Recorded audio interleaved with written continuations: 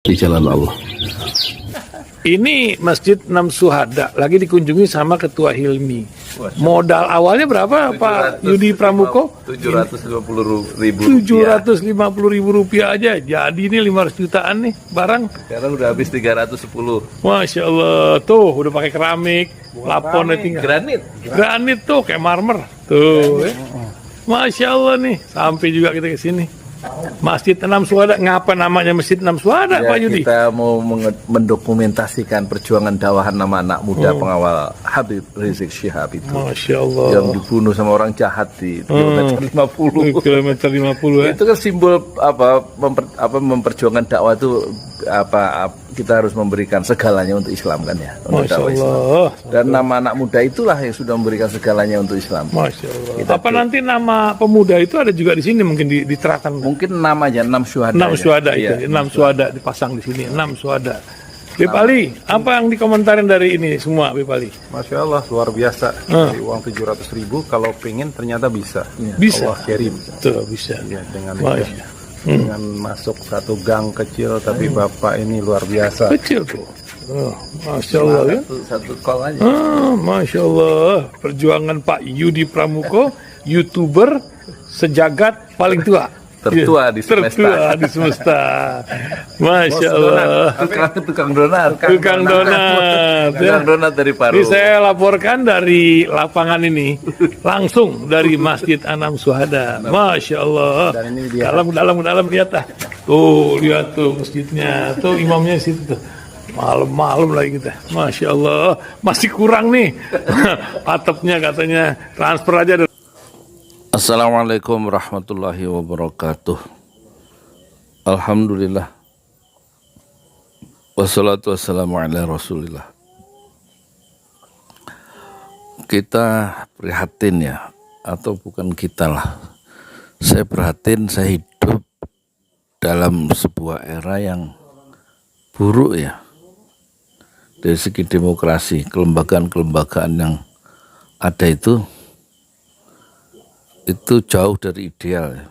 Sebagaimana dilukiskan, dideskripsikan, diterangkan oleh para kaum intelektual yang masih independen dan tidak terkooptasi oleh kepentingan kekuasaan ya. Pertama kita lihat ya, kepolisian, kasus Sambo itu betul-betul membuktikan ya, sebagai aparat penegak hukum membuat kita bergetar hati kita. Polisi menembak polisi di kompleks kepolisian, dan kemudian ada Teddy Minahasa juga ya, yang terlibat kasus perdagangan narkoba jenderal. Sementara Sambo sebagai petinggi Polri juga yang sekarang dapat diskon, nggak jadi seumur hidup tapi penjara 20 tahun kalau nggak salah, setelah memerintahkan pembunuhan. Itu membuat lembaga kepolisian itu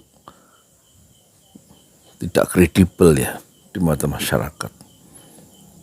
Sebelumnya di bawah Kapolri Tito Karnavian juga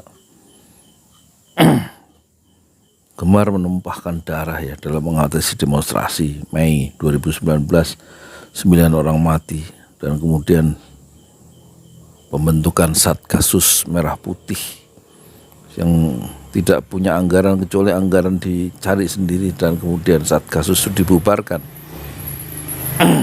oleh Kapolri berikutnya Idam Aziz ya.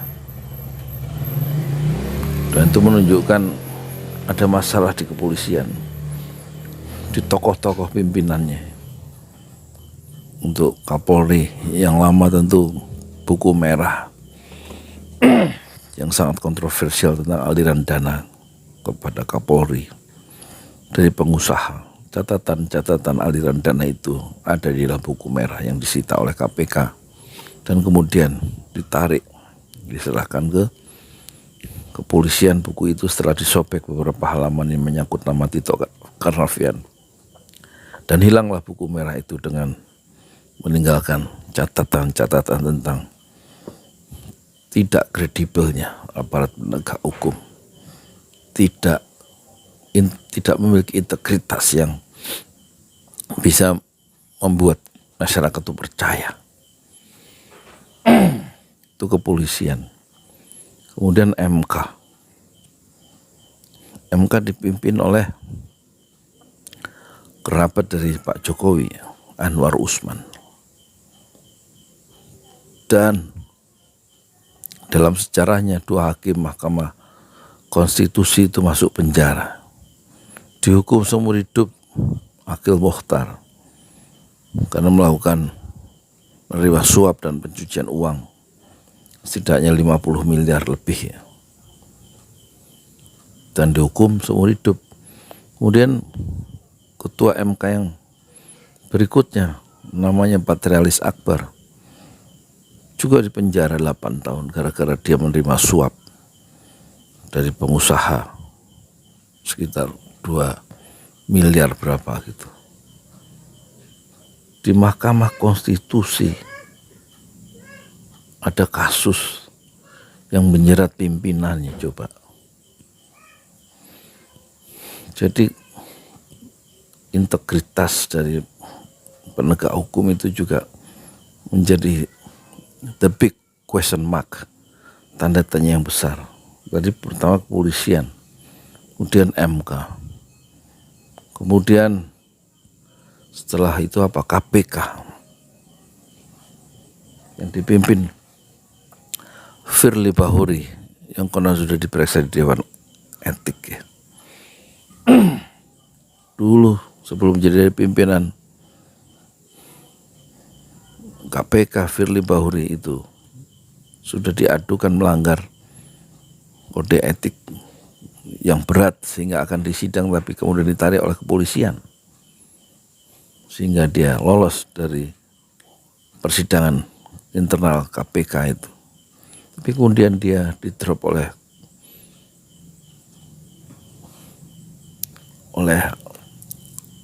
lembaga yang mengutusnya dan kemudian berhasil sekarang menduduki pimpinan KPK dan kemudian menggusur 57 apa 58 orang-orang KPK yang dikenal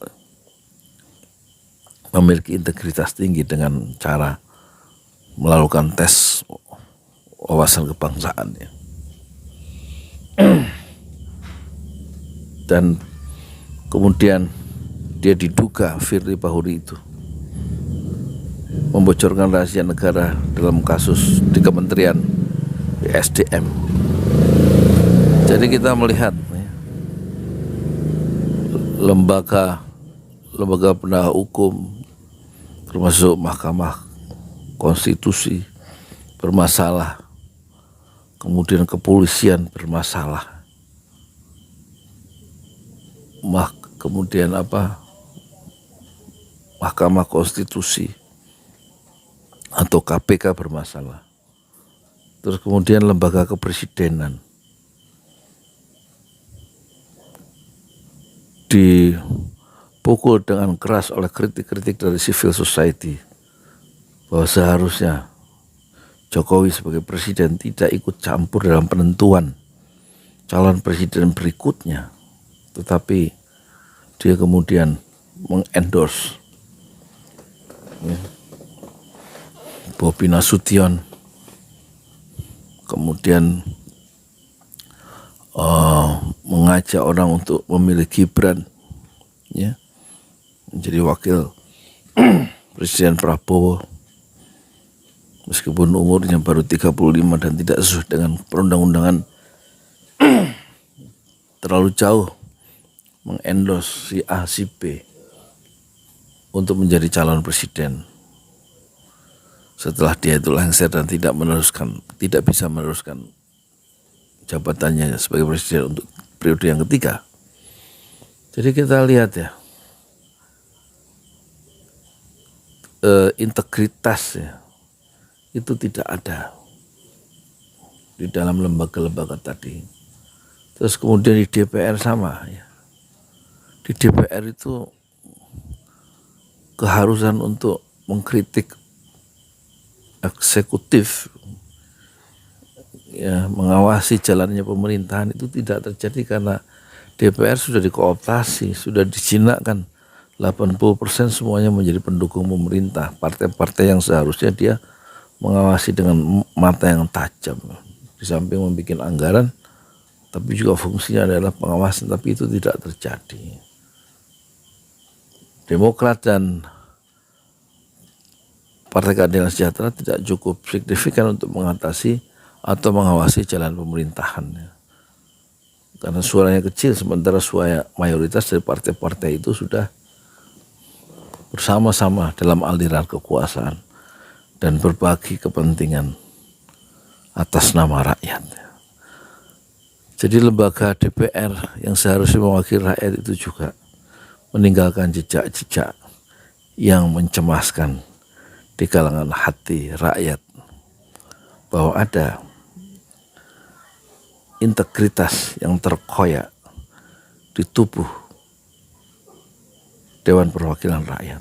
Kemudian kita lihat lagi di KPU dipimpin oleh Hasyim Asy'ari, belum bekerja terlalu jauh KPU itu sudah kena masalah soal perempuan, dan di sidang di Dewan Etik, Dewan Kehormatan dari KPU, satu lembaga yang seharusnya berjaga integritasnya, setidak-tidaknya tercermin pada pimpinan lembaga itu, semuanya bermasalah dari segi integritas pribadi mereka sebagai seorang pimpinan,